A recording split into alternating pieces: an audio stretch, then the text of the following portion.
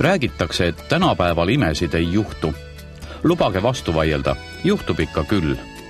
Selle elavaks tõestuseks on Randveres Malmide valvekoer Ritchie. Uskumatu, aga see koer ei saanud 2 liiklusavariis ühtegi luumurdu. Vedeles 10 päeva kraavis, läks mädanema, haavadesse tekkisid vaglad, enne kui head inimesed ta sealt päästsid. Aga Ritchie tuli paljude inimeste rõõmuks surmaheitlusest võitjana välja. Paljud kahtlesid ja isegi koerasõprade foorumis Koerte koda arvati, et seda looma ei suuda enam keegi päästa. Arvati, et mida kiiremini ta magama pannakse, seda parem on. No, samamoodi ütled, et kuidas sa lähema sõbra või perekonnaliige või keda paned magama. Sama vastu.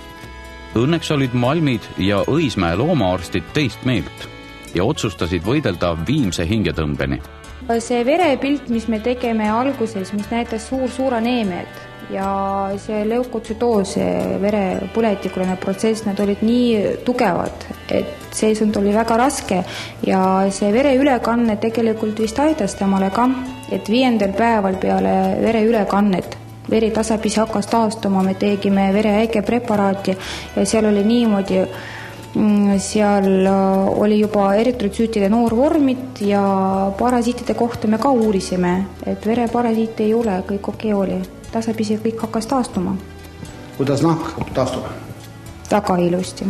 Vahepeal ju täitsa ise ka nutsid ja arvasid, et päästa ei õnnestu, et sureb ära. Nutsin, kui oli kriitiline seisund, siis ma nutsin ja kõik olid kasi nagu paanikas, mis teha edasi ja kuidas teda päästa ja kuidas ravida, aga ühe sõnaga vist Jumal kuulis minu sõnad ja kõik okei.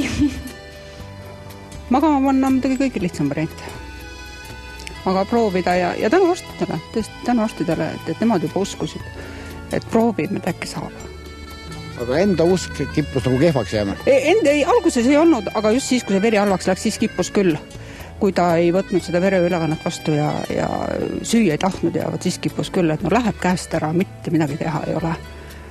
Aga kui sööma juba saime, siis tekkis juba lootus, et asi läheb paremaks. Sest algusest ei söönud mitte midagi. Siis ostsime apteegist süstla ja süstlaga hakkasime söötma sunniviisiliselt. See kestis 2 päeva. Ja siis otsustasime, et anname siis proovime kondiga, toore kondiga. Et mis ta teeb, sööb või söö. Siis abikaasa andis talle konti ja see läks koos käega. Ta haaras käest kinni niimoodi, et see toore kondi sai kätte endale. Siis hakkasime toores konti andma. Siis andsime hakkliha. Siis panin hakkliha sisse juba kuivtoitu. Siis küsisin, aga äkki sööd paljast kuivtoitu ka. Sõi ka seda ja siis oli korras. Siis läks söömiseks.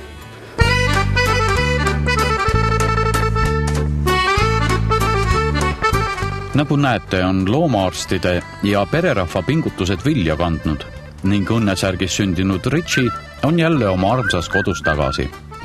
Koos pere teise koera Faaraga tervitab ta meid koduväravas. Või kas ikka tervitab?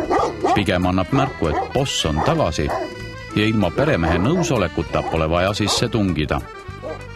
Ootame kannatlikult, kuni Vladimir tuleb lõpuks väravat avama. Peremees on hea tujuline. Suuremad hirmud on nüüdseks selja taga ja enam pole kahtlustki, et Ritchie jääb ellu. Muidu vaikne mees on nõus nüüd juba ka kaamera ees oma pere üleelamistest ja Ritchie ravimistest pajatama. Kui kaua see ravi on nüüd kestnud siis? On cirka kuskil 6 aega natukene üle. Ja kas saite kodus hakkama või pidite nagu seal kliiniku vahet käima? No ikka käisime kliiniku vahel ka vahetavahel arstidel näitamas. Ja siis vahepeal oli ta kuskil 4 päeva kliinikus sees, uuesti tilguti tal, kuna tal vahepeal halbaks. Tal need verelivledega oli probleem. Aga et siis tuli hirm naha vahel, jah? No eks ikka tuli. aga kodus nüüd, kodus ka tilgutid ja süstid, et kui palju neid sai siis tehtud kokku? Tilgutid oli 3 päeva ja kord päevas 2 purki, aga süsti oli 70 tükki tegi veel. Plus üks jagu tabletti. Et see oli ju täiesti niuke täiskohaga töö, et siis pidi ju suisa töölt lahti võtma, et tema eest hoolitseda. No parajasti oligi, naisel oli puhkus, et siis terve puhkus oli koeraravi. Osaliselt on ju tegelikult Ritsi elus täna Faarale. Noh, kuna Faara oli see doonor, kes verd andis. Praktiliselt pumpusime ta tühjaks. Kui palju siis Faaralt verd võeti? No ma ei tea, kuidas nendega protsentuaalselt oli, aga no ikka, kui arsti käest küsisin, palju on vaja, ütles palju.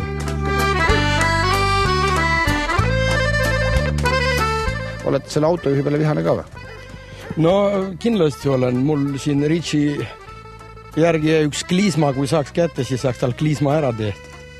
Eks siukest asja võib iga ühega juhtuda, võib kuskil ikkagi helistada ja teavitada. Et näed, siukene asi on juhtunud, koer vedeleb ja noh, kas tuleb peremees, tuleb mingi varjupaik või midagi siukest.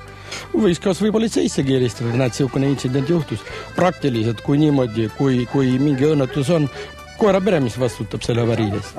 Ja ma oleks nõud vastutama. Üks asi ja teine asi, ma oleks 3 nädalat ennem ta kätte saanud, ta poleks siukse seisuga.